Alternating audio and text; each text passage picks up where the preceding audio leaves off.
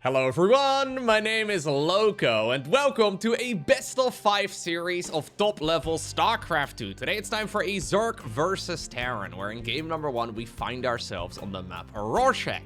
Now spawning right here in the bottom left, playing in red, we have none other than Solar. His opponent in the bottom right, joined of course by the Polar Bear. We're looking at Clem's main command center. Two of the very best players in all of StarCraft 2 facing off against each other. Two macro monsters as well. I've really been liking what Solar has been cooking up on the new patch so far. He's always been very macro focused, and it seems like that style is still very viable. He's playing more macro than basically all the other Zerg players that I have seen play recently. Most of them are enjoying those late game buffs quite a bit as well.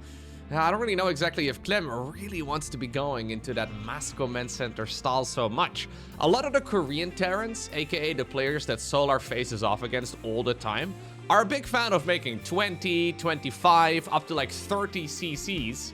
Names like, for example, Bjorn and Cure come to mind, but Clem is far more aggressive.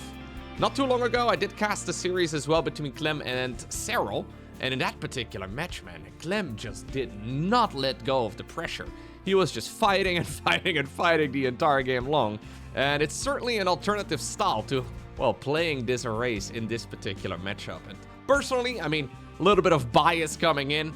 I do like the more active style to watch at the very least. I think it's extremely hard to play, but nobody does it better than Clem. So let's see. It's going to be a hatchery first right here on Rorschach for Solar. No surprise whatsoever. The main criticism that people tend to have of Solar is that he's quite a predictable player. So he's a big fan of just opening up very passively, effectively just taking whatever aggression Terran is going to do, and then usually following up with either like Hydra Lurker or sometimes Ultralisks as well. But in my mind, Solar is very much so a late game Lurker type of guy. That being said, he does the standard StarCraft extremely well, to the point where, yeah, he's extremely difficult to beat, even for absolute top dogs like Clem. So his aggression usually is very momentum heavy, so if Clem starts dealing damage, he can usually keep the damage going. But Solar is somebody that's very good at stopping that sort of aggression dead in its tracks. So it all comes down, especially I think in the early game, to the defensive capabilities of the Zerg. Now we're immediately going into 6 links. I think this is a Clem-specific move. Usually we see Zerg players making 4, but the problem is that Clem's micro with Reapers is extremely good. Koreans actually used to go 6 links very frequently, but then over the years they got very comfortable, well, just playing 4. The nice thing about 6 links is that you pretty much should never lose a drone. You shouldn't even really be losing a Zergling, to be honest. Like, any damage done right now with the Reaper is nice. Yeah, there's a few queens out at this point. So obviously the timings are all a little bit different now with the 8 worker start. Maybe that's one of the reasons as well why we do see 6 links a little bit more frequently.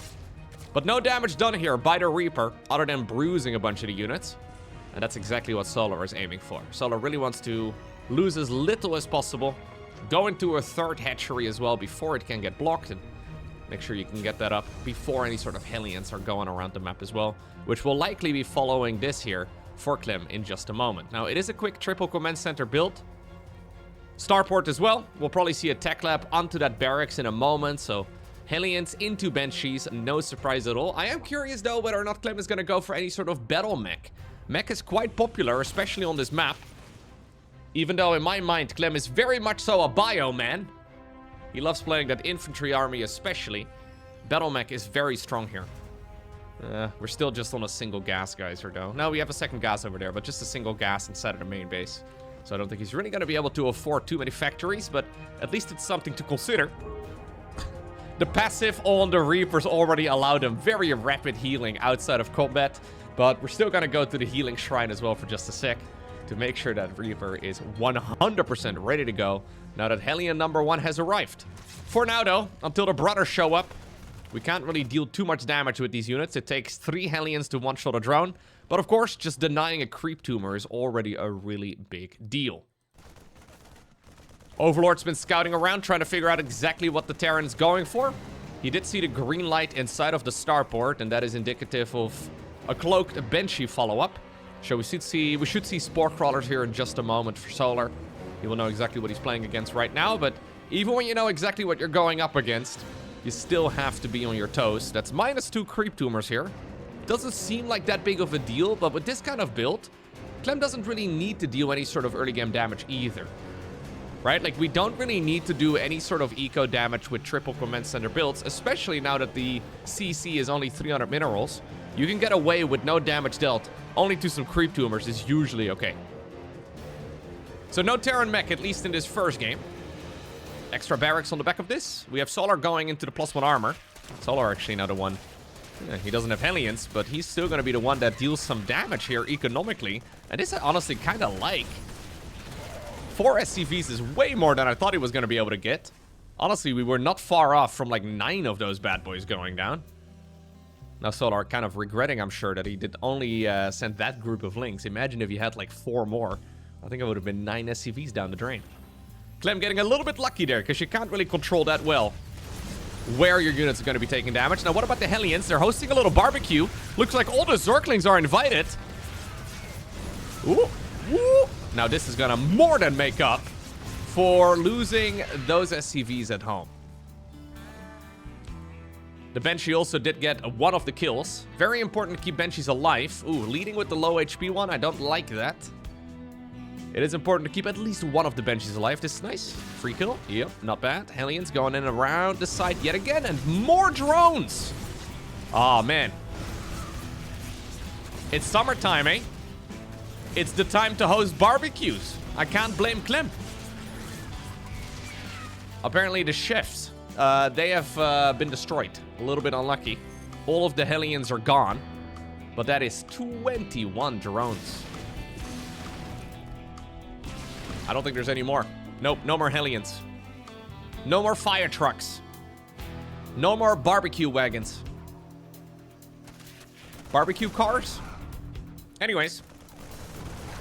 The nice thing about losing your Hellions is that you can just not worry about that extra control group anymore. There is an advantage to losing it, just because it makes life a little bit easier on the hotkeys. Do think you still prefer keeping them around. Likewise, though, as a Zerg, yeah, you really do prefer keeping that hatchery around. This is exactly what I was trying to bring up earlier. So, Solar has 100% lost momentum in this game now, right? When he made a couple of SCV kills on the other side of the map, life was really good for him. But then the follow-ups now for Terran are going to be brutal. Because Zerg had to replace those 22 lost drones, or at the very least a bunch of them. Otherwise, you just lose the game in the long run. Clem is already going into a second factory. We'll probably have a 4th command center in a moment. He's up to 5 barracks. He'll probably go up to 8 here in a sec. He is cruising right now. And this is the type of game that can actually just be over in a heartbeat. Yeah, this really is showing you the fragility of Zerg now, right? So he replaced the extra drones. Therefore, he had to delay the Baneling speed upgrade. And now suddenly this push is scary strong. We still have a Banshee as well in the upper left, nibbling away at that 4th hatchery attempt again. And I think it's gonna work. There's Mutas coming. So Mutalisk will be a way for Solar to potentially get map control back. Oh, I think it's gonna die. Yeah. Huge game here for Clem. Mutas normally are the way to get map control back, but honestly, I don't think Clem is gonna go home. Clem will be able to dance here with roly-poly Banelings just fine as well. Marines are going to be excellent against Zerglings, excellent against slow Banes, excellent against Mutas. GG is going to get cold. Clem shuts Solar down in game number 1. I'm pretty sure that game we just watched is exactly the dream of many Terrans. When you wake up a Terran player at 3 AM, they'll be whispering about Hellions, roasting drones, hosting barbecues, but not having to go outside. Not having to shower, not having to face other people. It's wonderful. That's the life Terran players love to live. No, but seriously. That game went exactly according to plan. Minus the SCV kills, right? The SCV kills, you would have liked to prevent that. Those Zerglings sneaking the long way around the map and running into the natural expansion. It's a big deal. But across the board, Clem just absolutely shut Solar down at every point after that. So yeah, it's important for the Zerg player to prevent those sorts of losses. It's very easy for the aggression to suddenly become a little bit too much. What does Solar do to fix it? Well, really what you do is you position your queens better. You effectively do the exact same thing that you already did, but then better. And I guess if you are going to go for that Zergling run by, it is important you do remake a bunch more links as well at home. Usually you have a group of Zerglings at home as well to defend against the Hellions, just to, at the very least, push them away. And I think Solar did make like maybe 6 or so extra links. But 6 against 6 Hellions is not really gonna last very long, right? So you gotta make sure you put your Overlords in positions so you can see the Hellions cycling around. Then you can obviously use that vision to your advantage and position the Queens in the right spot as well. You can have the Zerglings behind that. But if you make a little slip up and your positioning is just ever so slightly off, the Banshees are gonna deal more damage and the Hellions, well, are gonna throw a party in your mineral line. Okay. I always like those sorts of games, though, because sometimes, right, when you watch too many top-level StarCraft matches, you kind of forget how strong these early game builds actually are, right? It's kind of nice when you see a player maybe become a little bit complacent or making a bit of a mistake, because it really does show you what StarCraft 2 feels like for 99.99% of the player base out there. For pretty much everybody that's literally in a ladder game right now as we speak, right? They're all just playing for the person who makes the first mistake. And StarCraft 2 is brutal like that. There's very few ways to come back from a big deficit. It becomes very interesting, though, when both players play nearly flawlessly, right? And then you realize, oh, wait, now suddenly the game has become even more difficult. Okay, so it's gonna be hatchery, quick gas, quick pool, double queen as well. Quick factory here on the back of this. Single gas opener yet again, so we should be seeing a third command center momentarily for Clem. He's going to be poking here on Acropolis over in the natural expansion of the Zerg. This is a map, by the way, that's only running for the RSL. I don't believe there's any other tournaments that are running this map. So we dance again. Yeah, the defense here against the first Reaper in the previous game was fine. So indeed, command center number 3 has been started up inside of the main base. And I'm once more expecting a good old starport here in just a moment.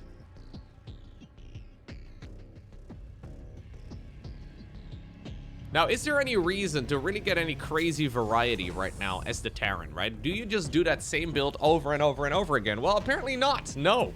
I was thinking we're going to be going into an extra gas and a starport, but that's not the case. This is a double Rex opener, so it means that we still get a really fast third command center down, but we're not going to go for any benchy play. He'll likely also swap over the reactor here in a moment with the barracks, so Clem can start pumping out Marines 3 at a time. The thing about this build, though, is that we very likely will still see Solar going for blind spore crawlers because of the previous game, right? So he knows how likely the benchy opener is.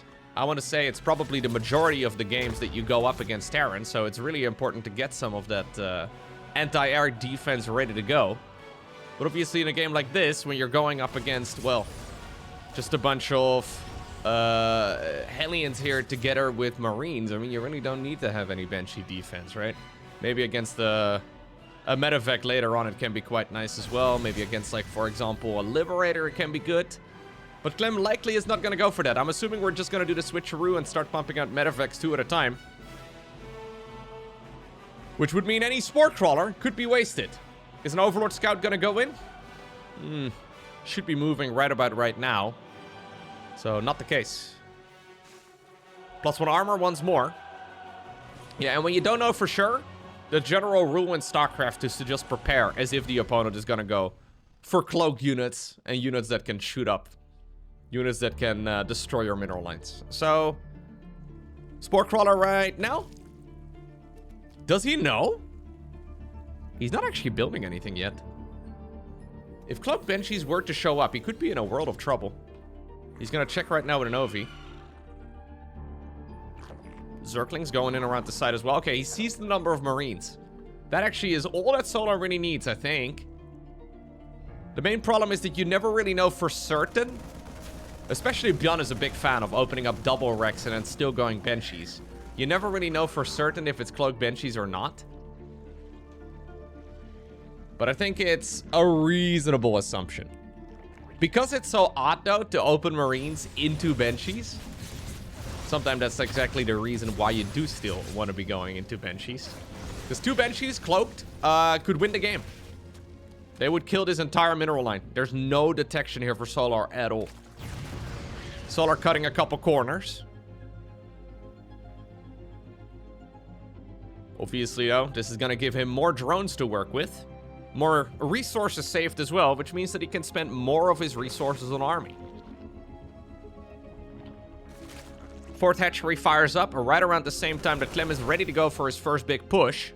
Zergling run by over at the third base is nice. They're going to be able to put in quite a bit of work. It's a really nice run by, actually. Because those Marines, in the meantime, on the other side, have not achieved nearly as much as the Hellions did in the previous game. Okay. One queen. One queen and a bunch of Zerglings for 8 SCVs. A handful of Marines also did die. Yeah, great start right here for Solar.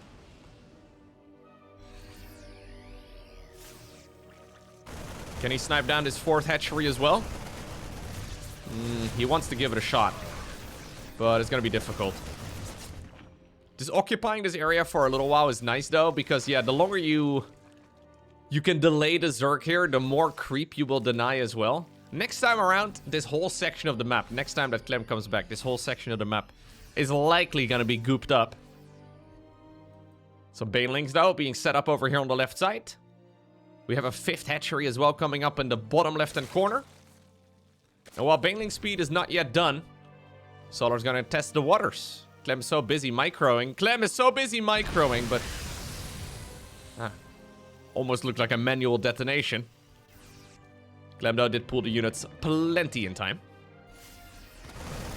Okay. So, Hydras are gonna be joining here in just a moment.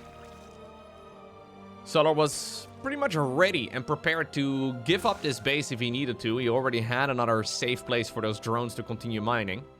Didn't need to give up on this, however. Oh, and he gets a siege tank as well, sleeping on the job. A little bit of a slip up there from the Frenchman. Second factory, fourth command center. We'll be going into a lot more bio production here soon. This attack, though, is supposed to be one with 2 tanks. One tank, believe it or not nearly as good as one. Or, what? As 2. There you go. I know numbers. Never do math while casting StarCraft. Not even counting, dude. Counting is math. I think. Everything's math, really, when you think about it. Do we go for the big surround? Is that the plan? I think that is the plan.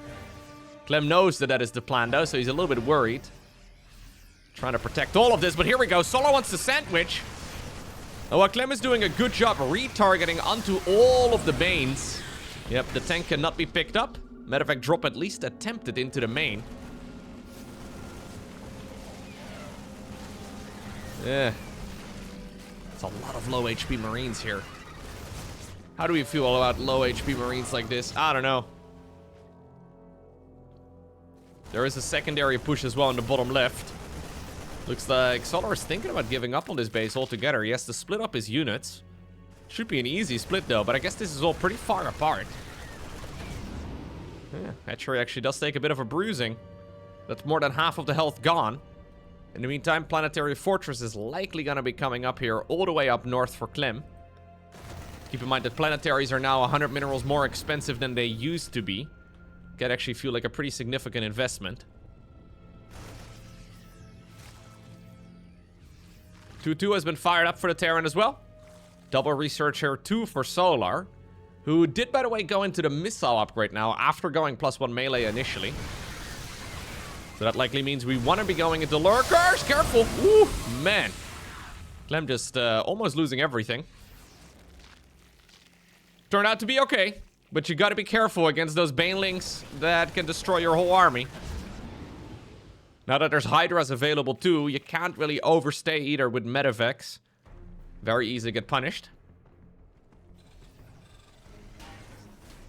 Ooh, Clem did not quite see that army snaking around. He did go for a Widowmine drop over here at the bottom. What about the roll-by in this area right now? SCVs escape towards the natural expansion. Nicely done by Clem. Still, though, Solar's pushing through. He's going to be able to shut down the siege tank on the high ground. To revenge for those banelings that were shot previously. We still have some splits here as well in the Marines, but in the meantime, this army here of Hydralisks is putting in some work. Solar is more than happy to continue fighting this. And suddenly, man, the floodgates are open. Maybe Solar was thinking about going into a hive, thinking about going into lurkers, but similar to the previous game, he does not need to after the damage that he dealt earlier on. His army, his momentum is just so heavily in his favor. GG. Okay, and that will take us to the Ruby Rock. I did fast forward through the first 2 minutes of the game because both players were playing exceptionally normal StarCraft. Yeah, no surprise really. Both Solar as well as Clem, big fans of just opening up very normally. At least our early games are usually not too spicy. Especially Solar. I mean, I am inclined to say the same thing as well for Clem, but then I do remember him going for some crazy bunker rushes, especially during the beta of this particular patch. When they put this patch first on the, what do you call it? The PTR, the public test realm. We did see quite a few aggressive pushes, like the 8 supply depot, 8 supply proxy racks, 8 supply bunker rush, all of the early game aggression, but after messing around with that for a couple weeks, Clem decided to go back to the good old standard instead.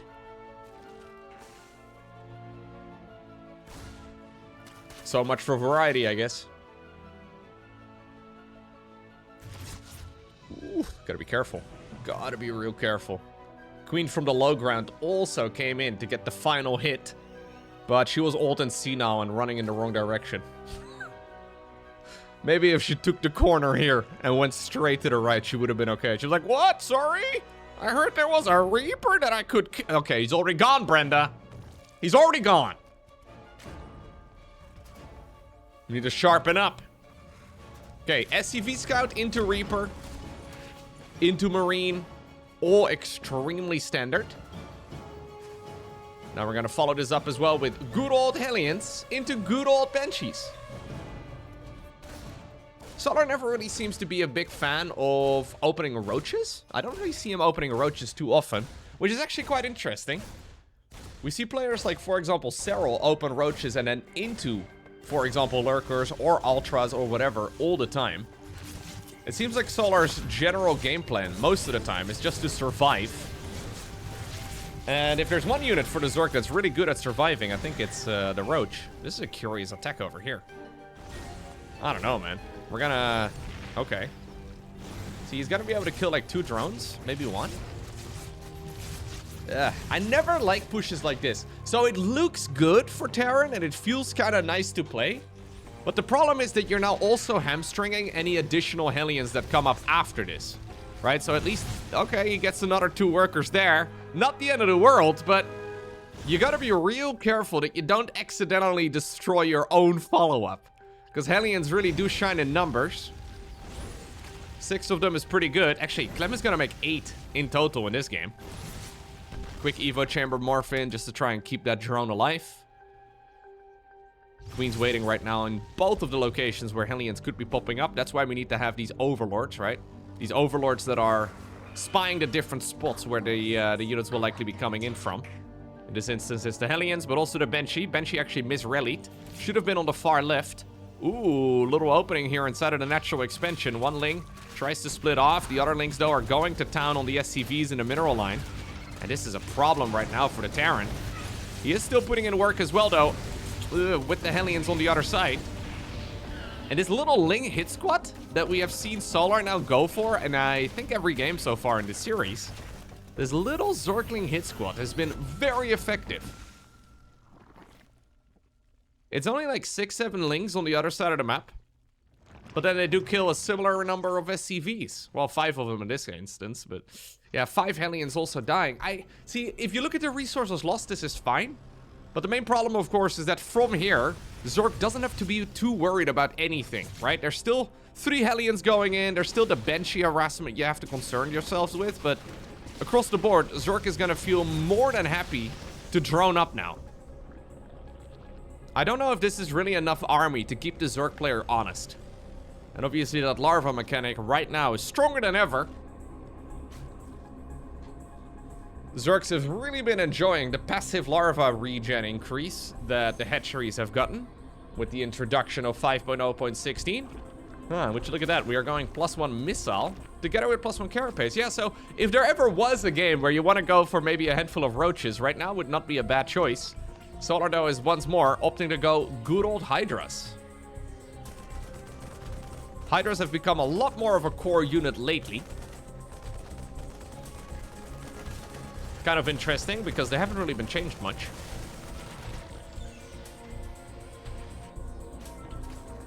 In the past, at least, you would usually get most of your damage out of Lings and Banes. And both Zerglings as well as Banelings benefit from the melee research. So, yeah, for Missile, this one, you get things like, for example, Roaches, Ravagers, Hydras, Lurkers, Queens, that sort of thing, right? But usually your late game core units are Zerglings, Ultras, that sort of stuff. So, kind of depends on what exactly your game plan is. But again, Solar's going to go heavily into the Lurkers. Or into the Hydras for now and maybe Lurkers in the future. He just needs to survive for long enough. Siege tank here against the wall. Couple Banshees here trying to prevent a surround squad from arriving before the Terran really wants it. Hydra numbers are growing though. They don't have any upgrades yet. But they'll probably get some in a moment. At least the ranged research is already coming in. We'll probably have muscular augments as well in a moment. Now, having these Hellions chase off that group of Lynx is actually pretty sick. Combat shields, Stimpack already done. +1 attacks also just about finished. He's waiting for that upgrade, but what he doesn't know is that Zerg is likewise also finishing not just 1, but 2 upgrades at the same time. Banshees, though, stumble upon a newly made hatch. And that will be something he's pretty happy with. I think that hatchery will have to get cancelled. Not a whole lot the Queens can do about it. Oh, well, you do want to send that second Banshee in as well. Little mistake here from Clem. That hatchery should already be dead. He's busy, though, microing over here. Does he have enough to clean up the Hydras? Does he even kill the hatchery? He does not kill the hatchery yet. Hydras push over here also, or the Hydras here are denying the push, rather. Looks like the Banshees both ended up going down. Oh, no, it's a disaster for Clem. Clem decided to do the thing where he wanted to win both fights on both fronts, and then he lost neither. Honestly, though, this one should have been successful. It's just that one of the Banshees was about a breath away from being within range and just auto-targeting the hatchery down. Uncharacteristic mistakes right here for Clem, though. These are the types of mistakes that he rarely makes. He's very sharp with that sort of movement, especially always checking. It's one of the reasons why high APM can actually be extremely effective. Okay, he still gets the council on this base eventually, but this has now given the Zerg player a lot more time to play. Because of it, we're already into an infestation pit. We'll probably have a hive fired up here very soon. And now that the Hydras are getting both of their upgrades done, yeah, they've already finished it. Solar's feeling pretty comfy. 85 drones worth. He's going Lurker Den right now. This is not the end of the world, of course, for Clem.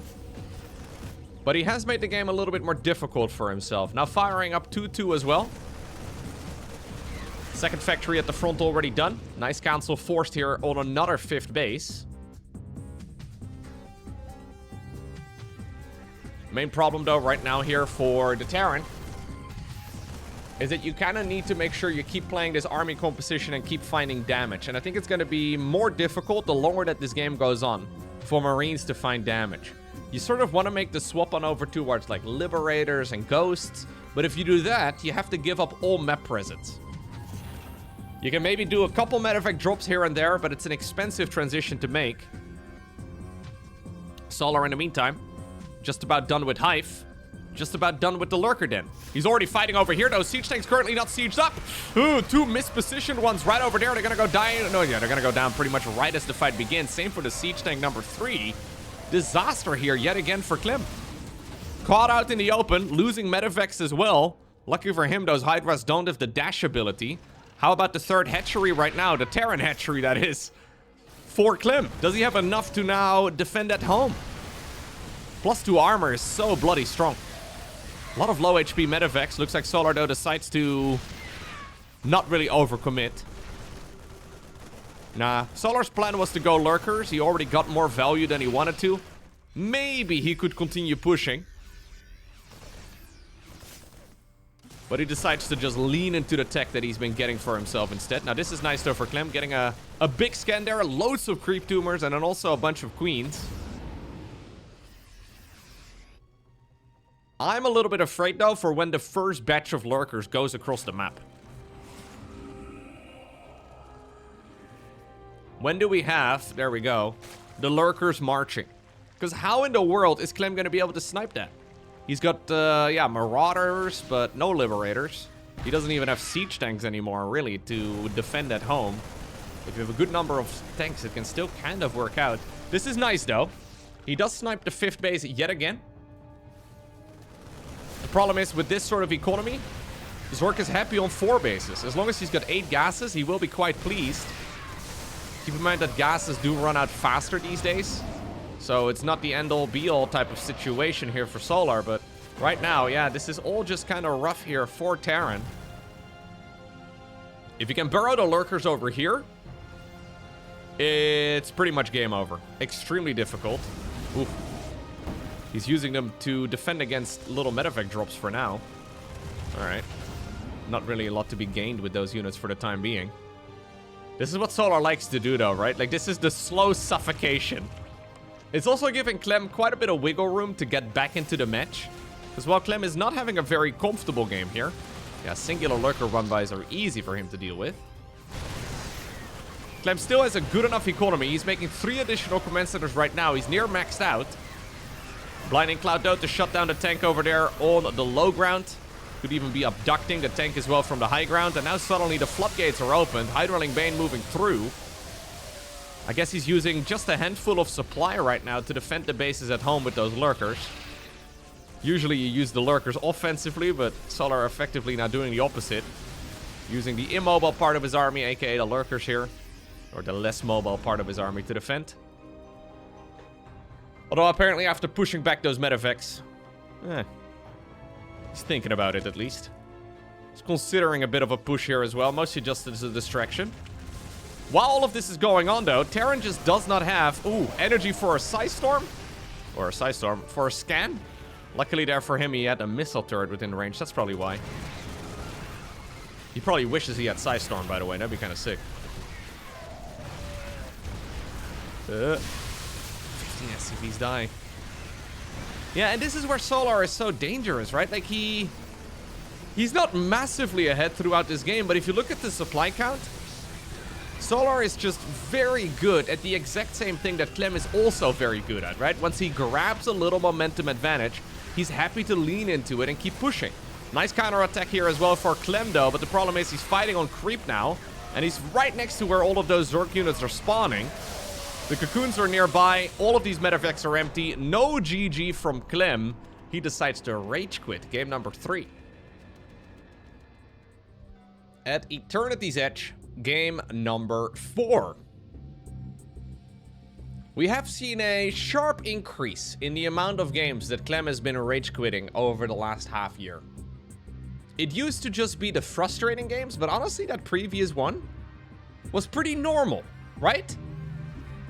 I mean, he was the one mispositioning his Banshee.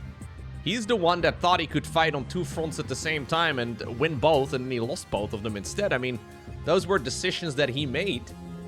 I think it's very important, though, that you guard that sort of headspace, I suppose, right? It's one of the reasons why esports teams, generally speaking, do have sports psychologists part of their roster as well. It's a big deal. I feel like Clem, yeah, might benefit from, you know, maybe talking to somebody about this sort of stuff, because it's been getting worse. When you're in a negative mindset, it's so much harder to play games. And that previous game was really, maybe he forgot the GG, right? That could be. But that was a relatively normal Zerg versus Terran.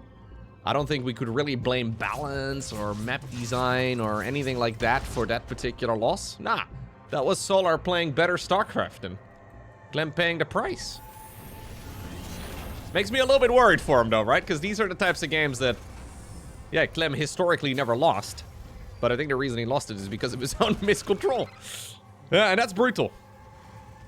Maybe that's not a very nice thing of me to say. I don't know. I have been called a Dutch many times. Apparently, Dutch people are known to be direct. It's because I'm Dutch. But at least it now crosses my mind, you know? I used to just say things like that, and then I thought to myself, that's well said, Lowko, well done. And then never considered that maybe this would be considered quite a rude thing to do in another language. Anyways, seriously, that previous game was nothing weird. I don't think Solar played anything that is considered quote-unquote broken. Rage quitting a game like that. Not a good look. But I think it does prove to us that we need to make command centers 200 minerals. No, sorry. No, I don't think actually we want to do that either. Now, there is no denying that Zerg has been experiencing quite an improvement as far as win rate goes. These last couple months, ever since the latest patch, Zerg has been winning far more than they used to in the past. I believe Terran versus Zerg is still close to a 50% win rate, just across the board. I think this is probably balance-wise currently the closest matchup. Now, obviously, balance is only a part of it. A lot of the frustrations also come out of unit interactions and all the rest of it, right? Like, win rate is nice, but how satisfying is a game to play? That's also a big deal. Hey, I like this. Look, Clem actually responding now to what Solar's been doing this entire series long. He's left a couple Hellions at home, expecting a Zergling run by to sneak around the map again. That's nice.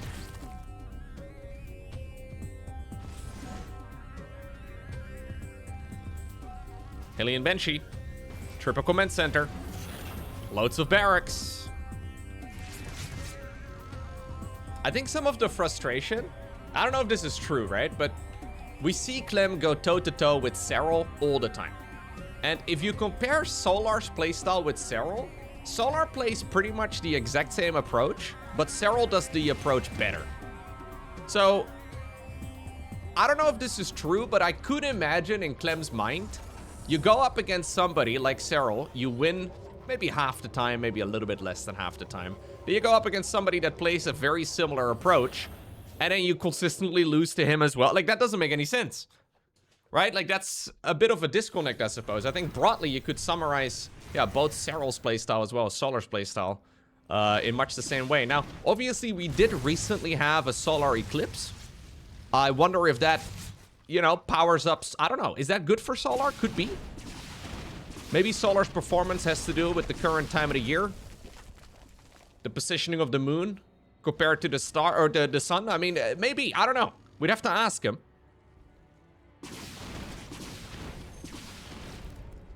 Nice micro here so far by Clem, though. All memes aside.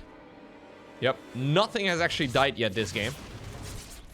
And sometimes being angry can be extremely useful as well, right? Sometimes being angry gives you the focus that you need. It's a double-edged sword, though. It's a little bit risky, right? If you, decide to channel the anger, maybe you get a little bit... Oh. Whoa. He just killed one of his own Hellions there for nothing. Yeah. I don't know what that was all about. The punishment for treason in Clem's army is death. Fair enough. Maybe not ideal, though. Hey, it's gonna be, oh, we had a Spire. Cancelled the Spire, went into Hydras instead.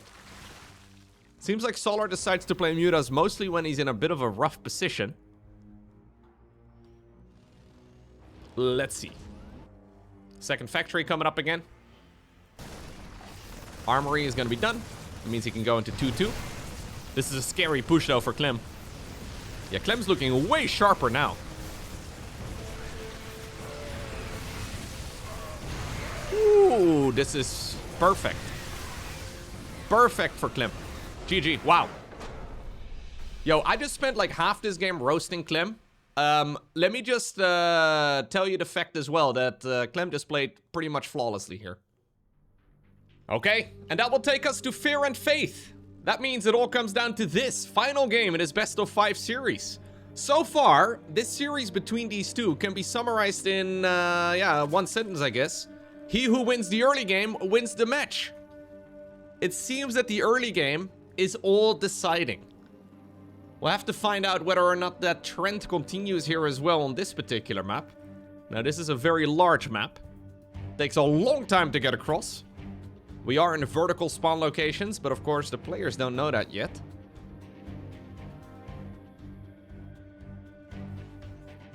Clem channeling the frustration and playing the perfect game. It's like having one drink to take the edge off, you know? But like, you gotta be real careful, because at some point, you may have had one too many and things go horribly wrong. I don't know. I don't think that's ideal for StarCraft. I know that back in the day, that's what people used to say about darts. I don't know if that's true. Do darts players still play with a couple... I don't know. Do they still play with a couple drinks? I actually have recently been playing some darts again, and these guys are insanely good these days. It's actually kind of nuts. It's kind of incredible, really, how for a lot of sports or games or whatever you want to call it, right? The skill level consistently goes up, even though it's been around for a really long time. Like, isn't it kind of wild that something like chess has been around for such a long time, but players are still getting better? You would imagine it peaks at some point. Appears to be the same as well for darts, right? Like, you throw a couple things at a board. I mean, sure, maybe the technology gets a little bit better. Maybe the quality of materials gets better, whatever, but people do also just get better at performing at that same, yeah, target. It's kind of wild. StarCraft 2, though, no different in that regard. If you were to give... Yeah, that Overlord was already spotted Solar. Solar was thinking about sneaking away, but there's no way Clem did not notice that in time. It's the same for StarCraft. If you compare the top dogs these days, they would absolutely dismantle the first 10 years of StarCraft. Like, if somehow, some way time travel would be invented and you sent Clem back to 2010, I'm pretty sure he would be the GOAT, right? Like, everybody would consider him the man who won the first 10 years of StarCraft 2 tournaments. And then a whole bunch after that point as well.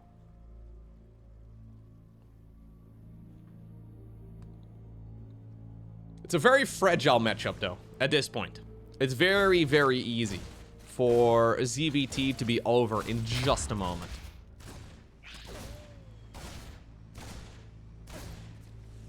Yeah, who's to say one of these guys isn't already a time traveler?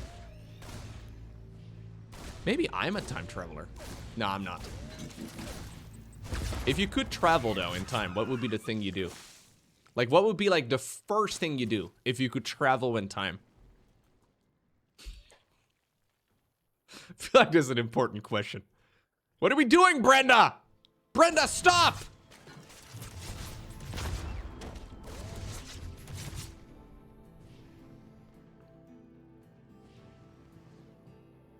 Now suddenly this third hatchery is going to be easy to take. Or difficult to take, rather. Easy for Clem to deny. Whoop. Whoop. Not bad. Oh my god, now Brenda's going to be blocking it. Brenda, you're too thick. Okay, alright, alright. A lot of Zerglings coming up here for Solar. In the meantime, it's a double wreck start. It's a triple wreck start even right here for Clem. Ah, okay. So this is a little bit weird, eh? Very difficult for the Zerg player to stop. Apparently, now that we are in the final game of the series, both players have decided that the gloves are off. Clem's making men with gun. Solar's making, well, little dudes that can nibble. I think that's what Lings are. Ooh. Not quite blocking all of this. SCV's pulled as well. Wait a second. Is Clem just going to die to a Zergling flood? Oh no, this is horrible. This is absolutely atrocious here for the Terran. He does not have a third command center at all, despite the fact that they're only a little bit more expensive than a barracks. Solar just killed so much. With a triple CC build, losing 9 SCVs is acceptable, especially when Zerg makes that many Lings. But that is a disaster. Obviously, Solar's third hatchery was delayed as well, but now that larva mechanic is going to be really good. The problem is, losing those Marines right before Stimpack and right before combat shields, it completely shuts down everything that Clem is trying to do in this game. Those Marines are going to be able to do nothing now.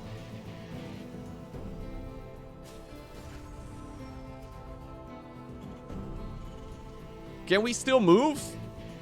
He's going to do it, but... I mean, 20 Lings will kill this. Only 28 SCVs remain right now for Clem. He decides to just risk it, but I've got a feeling when this attack fails, the odds of us seeing a GG here for the Frenchman are pretty small. I don't think if you took a bet on the GG counters in this game, I don't think we're gonna be seeing one in this game. But let's see. Maybe Clem can work some of his magic.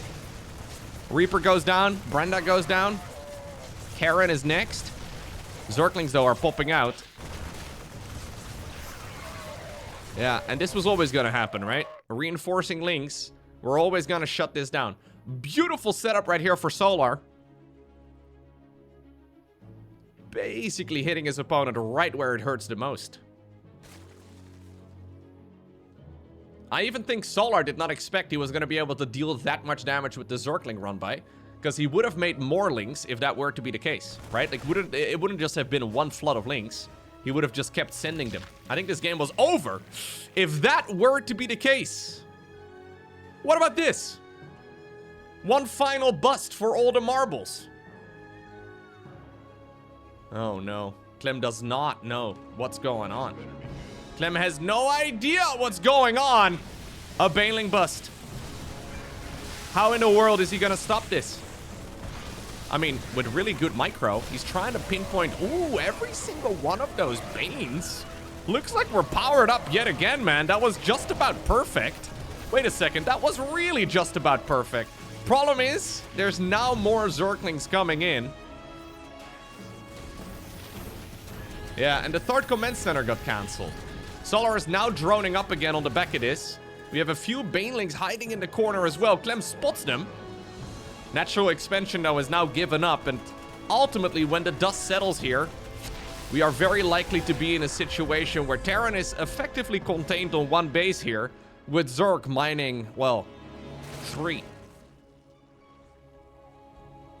And while, again, I don't recommend casting StarCraft and doing math, I do believe that the number 3 is bigger than the number 1. The jury is not yet out, though, on that data. All right, the follow-up. +1 Carapace, Roly-Poly Banelings, second Evo Chamber, Hydra Den. Solar is going into a 4th hatchery, so he is now trying to transition towards the style he's been playing in every game. Now, this is by far the biggest advantage he's had, and I think it's going to be a real uphill battle here for Clem. But let's see.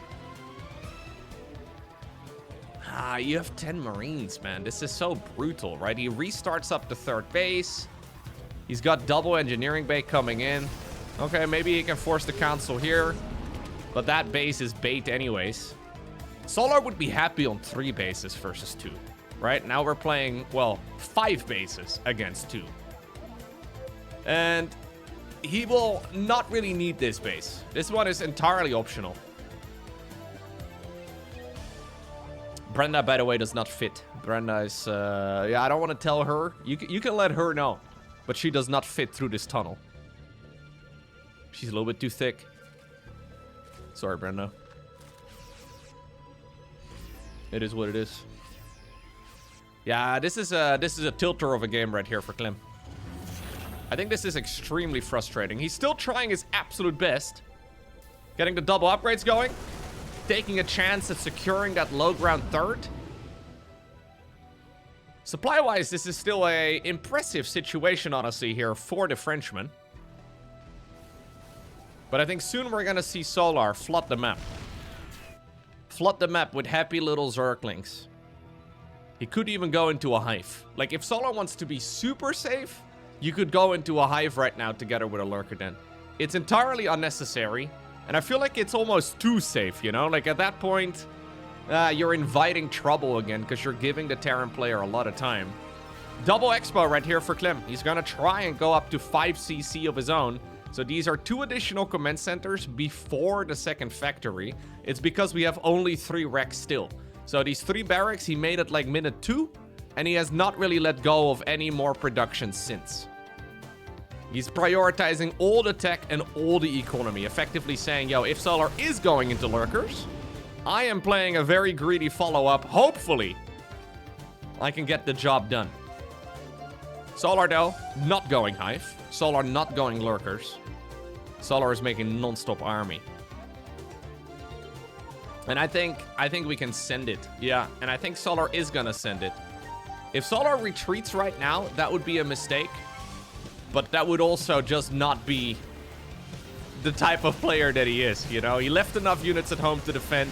He's got a tremendous army on the other side of the map. Here we go. Solar ready to go in for the win.